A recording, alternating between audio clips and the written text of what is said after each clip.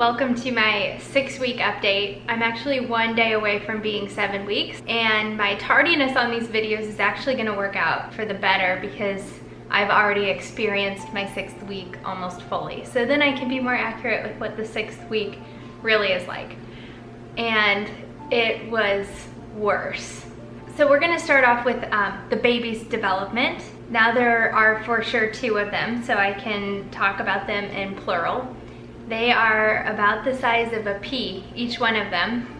So I just find that a really adorable visual. 2 little peas in there. They are forming eyes, ears, jaw. Their eyes are more like optical vesicles now, just kind of like hollowed out areas, and same with the ears, but they're on their way. They have little nubs forming for their arms and their legs, and I think that's about it in terms of development. I think the placenta has formed as well. Moving on to symptoms, things have really shaped up in the symptom department. The nausea has definitely gotten worse, and it seems like each day is a little bit harder. It's definitely worse in the morning, but it for sure lasts all day. Like, can we be real? Does anybody have morning sickness that only lasts the morning? Like, I haven't talked to anybody who has had just strictly morning sickness, so I don't know why we still call it that. I think that we need to change it to just pregnancy sickness. I still haven't thrown up, so that's a good thing. I think it definitely could be worse, but I have been very, very close more times each day. Enough to where I have a bag handy in my purse and almost had to use it twice on my drive to work this morning. It's not fun.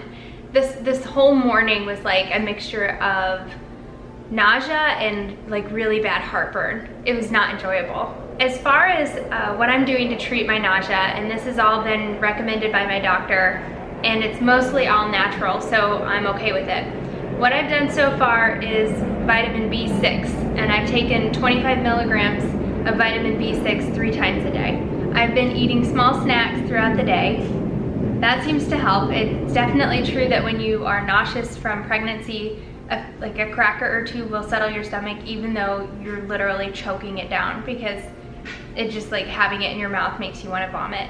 I'm wearing C-bands. I don't have them on right now, but I need to. I just got out of the shower. They sit on your wrists. I even have marks on my wrist from when I was wearing them, and it's just like a little sweatband, but then they put pressure right here, and I guess that's a good pressure point for nausea. So I've been wearing those almost all the time.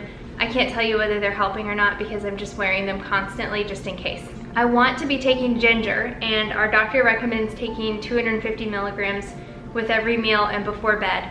I can only find 550 milligrams, and so I emailed my nurse to ask if that was okay, and I'll get to what she said in a minute. And then Unisom. So I guess Unisom is pregnancy category A. It's very safe to take, and even though it has nothing to do with nausea, it's supposed to soothe your stomach, especially if taken in conjunction with B6.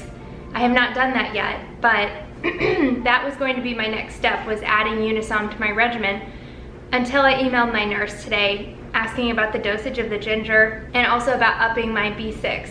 She responded and said that the B6, I should be getting plenty of it, we don't need to up that. And she also highly recommended starting me on Diclegis. And she said it's just been a game changer for women in their first trimester.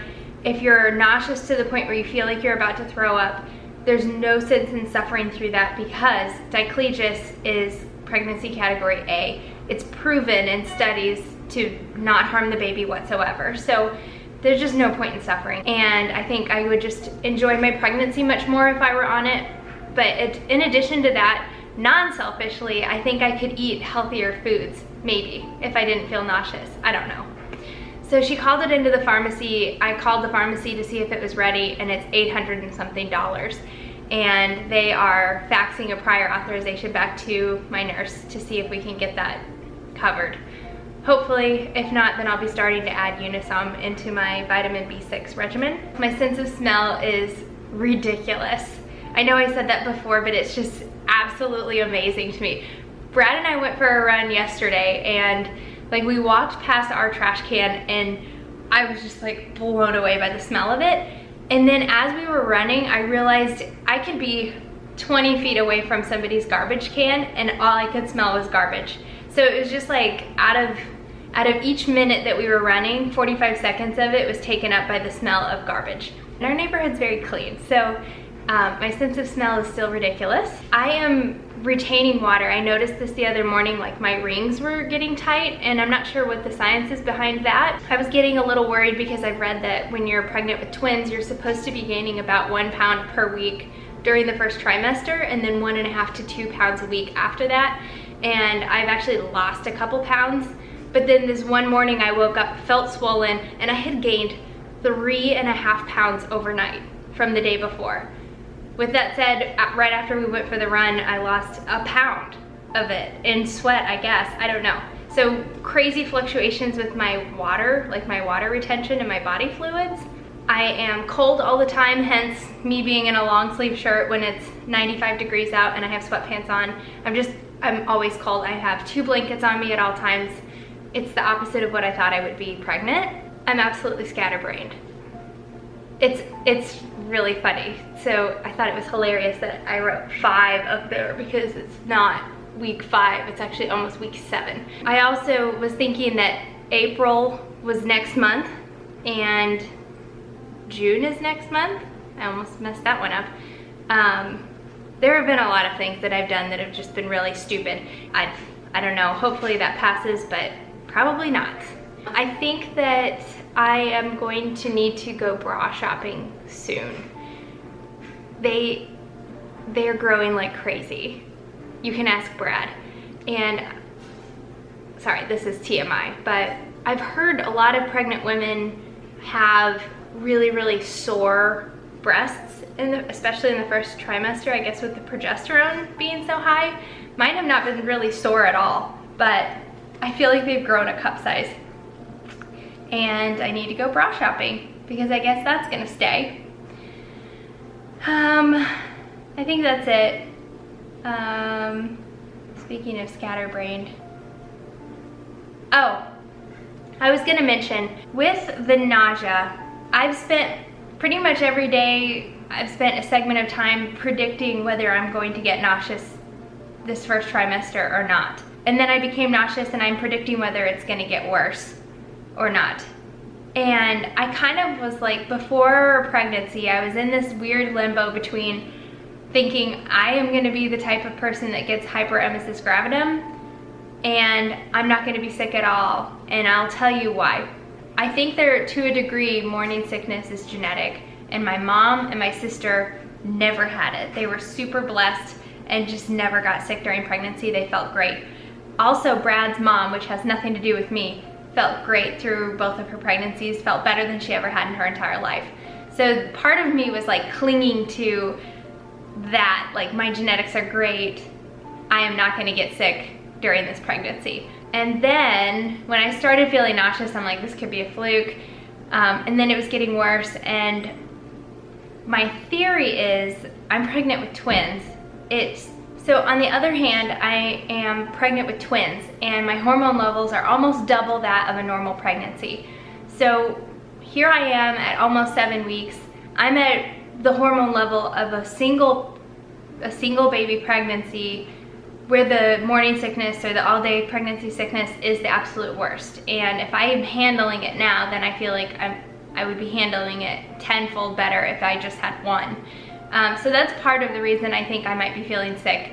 And the second part is because I'm also adding in progesterone shots, progesterone suppositories, and estrogen pills, six of them a day. So not only do I have my pregnancy hormones running through me from twins, I have all of these added hormones that I'm pumping into my body through every orifice, and that's gotta be playing a role. So hopefully at week 9, when I stop all of those medications, I'll start feeling better.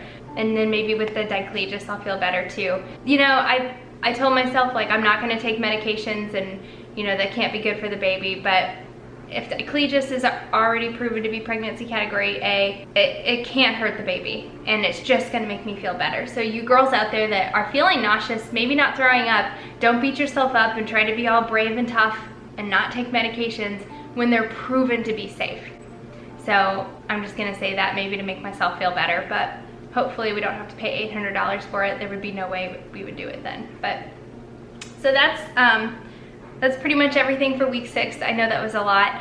Tomorrow we have our second ultrasound. I can't wait to see our little P's. Hopefully hear their hearts. I know we can hear them, and I'll probably be getting a at-home heart Doppler soon, especially if we hear them tomorrow.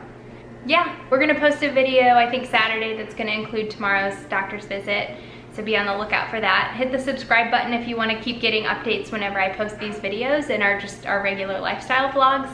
If you like this type of video, give it a thumbs up. It supports our channel, but it also lets us know that you like these types of videos. And we always appreciate comments and the love that you guys pour out to us. It's just made this very fun, and this will be really fun to look back on and show our kids someday, show them how hard we worked for them. So thanks for watching, and we'll see you next week.